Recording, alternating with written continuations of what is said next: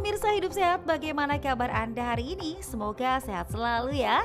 Pemirsa, lemak sering dianggap sebagai penyebab kenaikan berat badan. Padahal tubuh memiliki beberapa jenis lemak dengan fungsi yang berbeda-beda. Lalu kira-kira apa saja jenis lemak dalam tubuh? Berikut informasinya.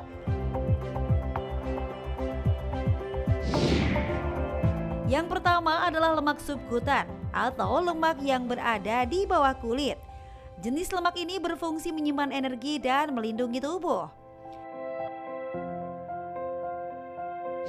Berikutnya adalah lemak visceral yang berada di sekitar organ dalam perut, yang jika berlebihan dapat meningkatkan risiko penyakit kronis. Selanjutnya ada lemak putih. Lemak putih merupakan jenis lemak yang paling banyak ditemukan dalam tubuh. Fungsinya sebagai cadangan energi. Jenis lemak dalam tubuh keempat adalah lemak coklat. Lemak coklat membantu tubuh membakar kalori untuk menghasilkan panas. Dan jenis lemak dalam tubuh terakhir adalah lemak esensial yang dibutuhkan untuk fungsi hormon dan menjaga kesehatan tubuh.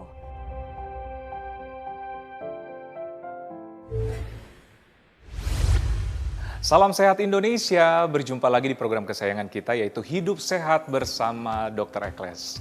Ingat, kesehatan itu sangat penting, jadi wajib pantengin episode ini sampai selesai untuk mendapatkan informasi kesehatan yang bermanfaat dan tentu saja terpercaya untuk Anda.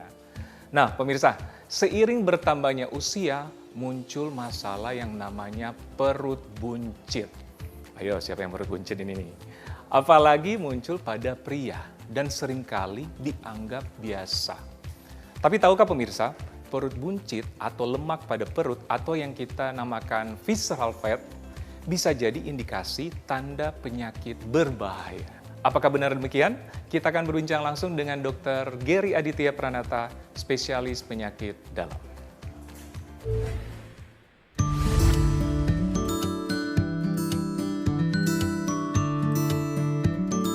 Pemirsa, perut buncit tak jarang hanya dianggap sebagai perusak penampilan saja. Padahal tahukah Anda saat lingkar perut bertambah, ada hal lain juga yang perlu menjadi perhatian.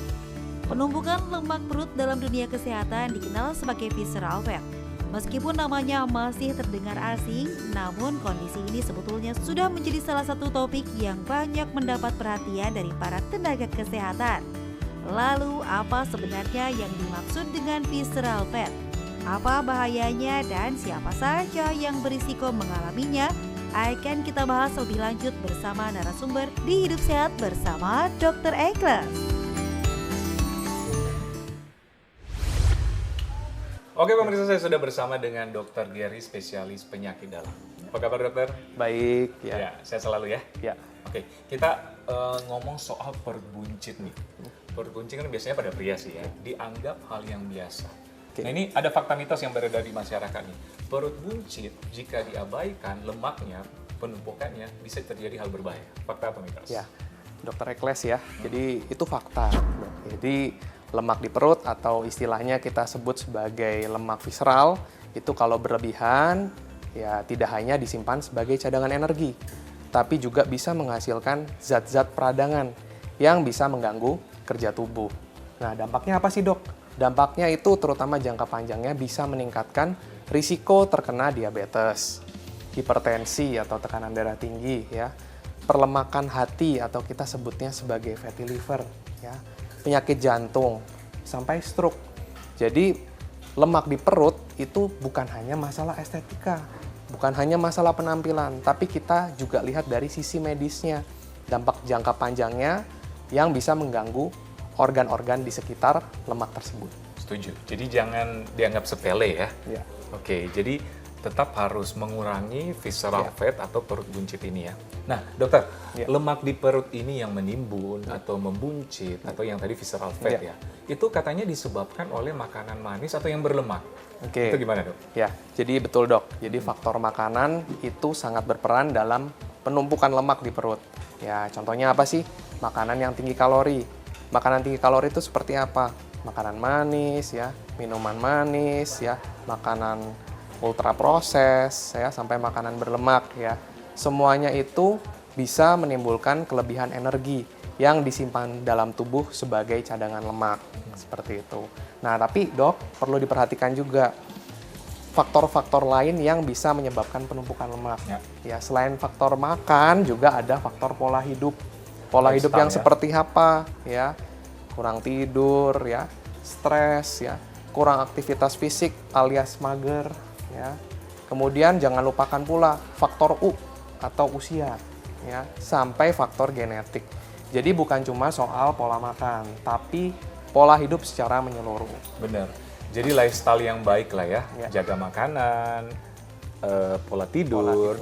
dan harus olahraga juga ya. Betul, wajib. Benar, benar. Ini yang menjadi perhatian juga pemirsa di rumah nih. Jangan mengharapkan perut six pack tapi kegiatannya mager terus nih. Betul. Bener ya, Dok? Betul. Nah, dokter tahan dulu. Nah, pemirsa masih banyak informasi menarik lainnya. Tetap bersama kami di Hidup Sehat bersama Dr. Ekles.